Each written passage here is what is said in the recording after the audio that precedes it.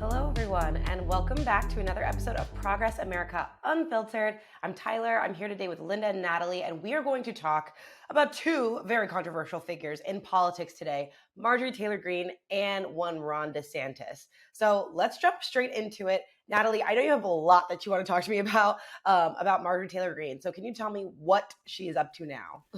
So last week, Marjorie Taylor Greene and Jamal Bowman were both having a disagreement on the Capitol steps.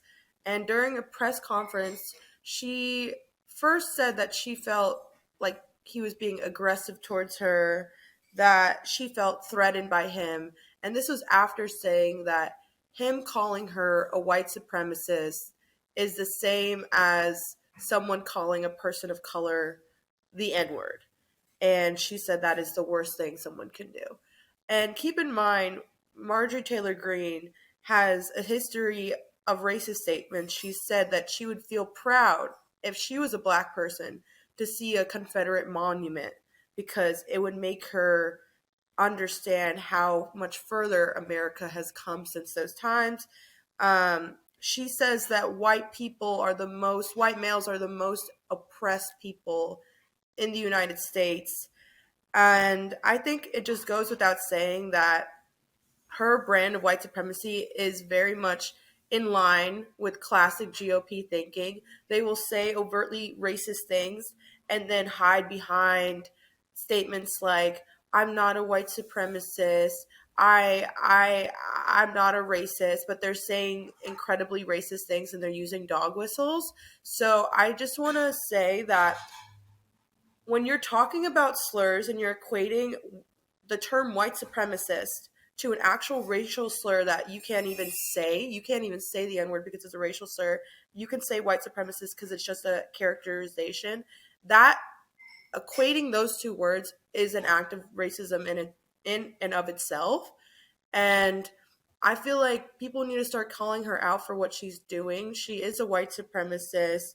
She using language to describe Jamal Bowman as aggressive is in tune with a long history of white women using their privilege to put black people in danger. This is what happened with Emmett Till. This has happened throughout history.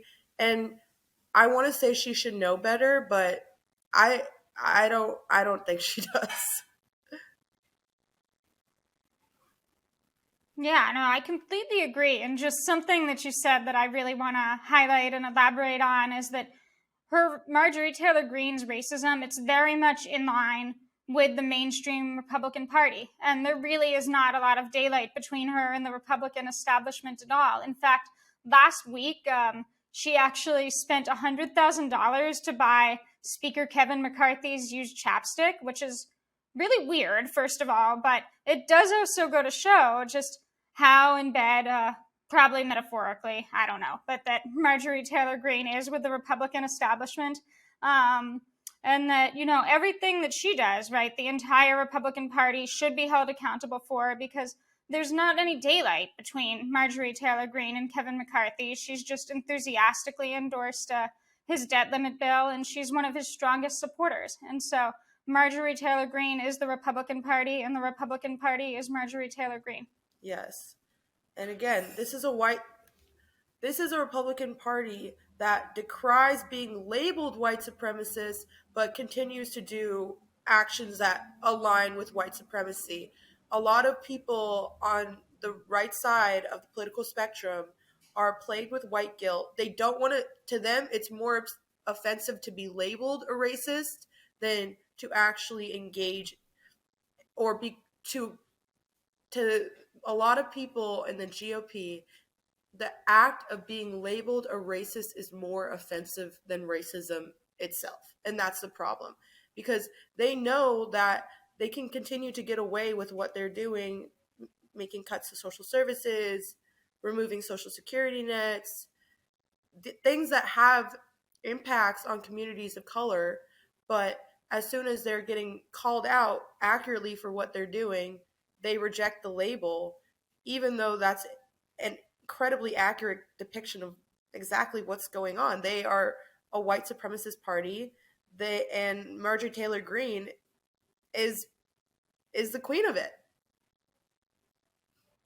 Absolutely. And I think, something we say a lot on this show, and I think a lot of people in politics, especially on the left, say in general, is that, the right is always saying the quiet part out loud, that they don't want the underlying racism, sexism, misogyny, everything else that's embedded in their policies to be, at the forefront. But yeah, we're seeing a new era thanks to being ushered in by people like Trump and Marjorie Taylor Greene, who are spearheading this new wave of republicanism that does not require any parts to be kept quiet. And it's pretty weird to see. And I also think when going back to the chapstick thing, it's totally giving this cult of personality that I think we're seeing become popularized more with Donald Trump and the person we're about to talk about, Ron DeSantis, and seeing how much Republicans are idolizing the people as figureheads, as icons of the movement, but there are no actual policies, there are no moralities, there are no beliefs, and there are no policy objectives underneath any of that. It's just, I want to be as powerful as I can, and I want to be as close to this powerful person, insert name here, as I can. And it's just gross, honestly. I mean, at this point, the GOP is just white supremacy and vibes. Like, that is the whole party. Title of the episode right there, white supremacy and vibes. We'll see if our producer Brad will approve that. So speaking of, let's move right on to the next person of today's topic. We're talking about Ron DeSantis, governor of Florida, 2024 presidential hopeful. So since we last filmed a video, Ron DeSantis had launched his campaign for president in a very botched Twitter Spaces reveal with none other than Elon Musk, everybody's least favorite space boy. And I didn't have the stomach to watch the whole thing. I don't know if either of y'all did. Okay, no. But I did see some clips and I read articles about it. And, it is hilarious that the owner of a social media platform could not get one of the primary functions of this platform to work in order to launch this campaign. There were funny little audio clips of them sounding flustered and weird echoes of of DeSantis's creepy campaign video. But to start, let's just dive into the fact that despite the fact that this campaign launch was an utter disaster by, most terms, DeSantis still managed to raise $8.2 million in the first 24 hours of his campaign being announced. For reference, that breaks the record that was previously held by Joe Biden in 2020, who I think made something about $6 million in 24 hours. We'll correct that if I'm wrong somewhere. But it broke Joe Biden's record in 2020. And we also compared DeSantis's $8.2 million in 24 hours to the Trump campaign raising $9.5 million in 6 weeks. It took Trump 6 weeks to raise $9.5 million compared to DeSantis's fundraising numbers. So I'd love to hear from both of you what your initial thoughts are on this campaign and seeing, like we're talking about with Marjorie Taylor Greene, Republicans kind of falling in line after this DeSantis campaign announcement. Natalie, do you want to go first? I'm honestly very confused about where Ron DeSantis is getting his money from. He doesn't seem like a candidate who has a strong presidential appeal to begin with. He's very creepy. He doesn't get along with people. He's not a people person. So it actually boggles my mind that he was able to raise this amount of money in a short amount of time. But at the same time, it is cause for concern because these people, they want to see Joe Biden out of the White House, and they're willing to fundraise for this person who doesn't have the presidential qualities, and they just want anyone to be in the White House. So I think it's call for concern. I think we need to be careful about Ron DeSantis and his trajectory. Even though he's a very non-serious man, I think it's no secret that in politics, in American politics, money has so much influence. So the fact that he has this amount of capital to fundraise, to make commercials with, to do whatever he needs to do with, it's concerning, but also very confusing because I don't know why people like him. Yeah, I mean, my guess would be that a lot of that money comes from the Elon Musks of the world and other billionaires, people on Wall Street who feel like Ron DeSantis is someone who's actually going to be more predictable, who they can control in a way that Donald Trump is uniquely terrible in a lot of his own ways. I feel like, if he winds up in the White House, I don't know if, he's ever going to leave willingly again, or if he's just going to declare himself dictator for life. But the thing with Donald Trump, he's very unstable, just as about himself first, unpredictable. And I think that those Wall Street billionaires, they see in Ron DeSantis someone who they can get into the White House and actually control and, make sure that he's focused on getting tax cuts for them and on hurting poor people. Exactly. And I think it's very telling, the state of the Republican Party, that the best two candidates they have to offer is Donald Trump, an unhinged narcissist, and Ron DeSantis, someone who has one of the most creepiest laughs in politics nowadays. Creepiest laugh, creepiest way to eat pudding, which we've already covered on this show, and I feel like I can't stop talking about eating pudding with his 3 fingers. So gross. And we can't overlook, he's not only just a weirdo, he has terrible policy views. So without getting too deep into it, because I could rant about this for literally forever, a short list of terrible things that Ron DeSantis has done in Florida include the Don't Say Gay bill, continually attacking LGBTQ plus youth and adults, LGBTQ plus history and what we're allowed to learn in schools, African-American history. He made news for trying to ban certain parts of the AP Studies African-American curriculum in the state and won and got those things kept out of the state African-American AP curriculum. He also has loosened gun restrictions despite having some of the deadliest the deadliest shootings in the country in his state, including everybody remembers Pulse nightclub shooting, especially as we're entering Pride Month. That's something that's definitely on my mind right now.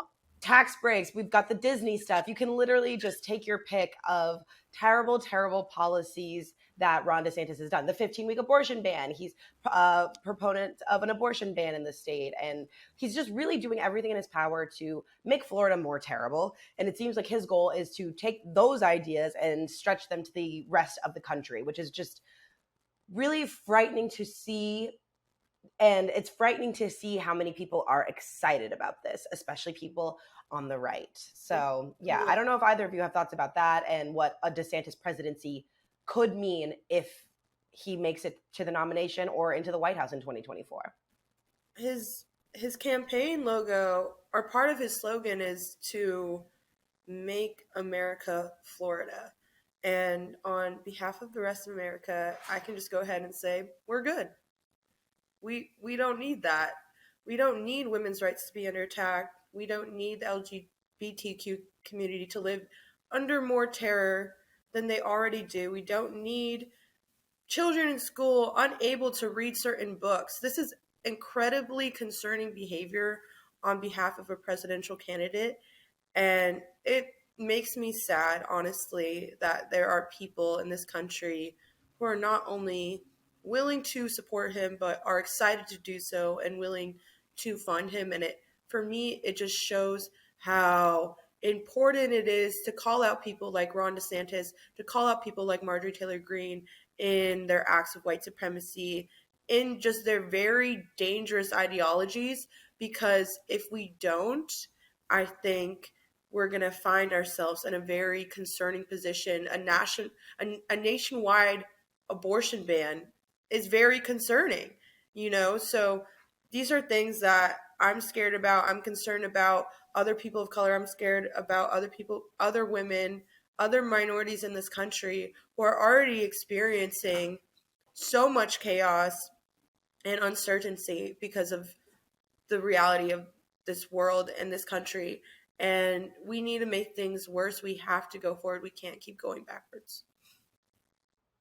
I think that's super well said. Linda, any last thoughts from you on all of this and Marjorie Taylor Greene, Ron DeSantis, and just the general right-wing lean towards fascism being made more and more prevalent each day? Yeah, I'm just thinking about how the fact that Ron DeSantis and Donald Trump are the two main candidates, what that says about the Republican Party and about Republican primary voters. Like, the person who came out of the Democratic nominating process last time around was Joe Biden, because, Democratic primary voters, some cases tend to be more moderate, but also motivated by wanting to win elections. Like the Republican Party at this point, they're just so focused on owning the libs, on racism and white supremacy, that they just want candidates who can do that for them, whether they've proven it, through terrible policy like Ron DeSantis has in Florida, or Donald Trump. He's got the rhetoric of us against them. But they're just so obsessed with that's almost more important to the Republican Party than winning elections is right now. Now, don't get me wrong. Like, I do think Donald Trump or Ron DeSantis could win, and that's a really terrifying prospect. But it's interesting to think that, like, if the Republican primary electorate was different, if the party was different, we could end up with someone like Tim Scott, who like still has plenty of terrible policy views, but is actually able to put in a package that's maybe palatable to most of the American electorate. But no, their priority is, owning the libs, maximum white supremacy, no matter what. Yeah, absolutely. I think that's totally well said. And so all we can do here at Progress America Unfiltered is to continue to watch the race to the right and keep you all updated on what these crazy right-wing Republicans are up to now. So with that said, I think that's all the time we have for today. Make sure you click subscribe, follow us on TikTok, and stay tuned until next time. Bye.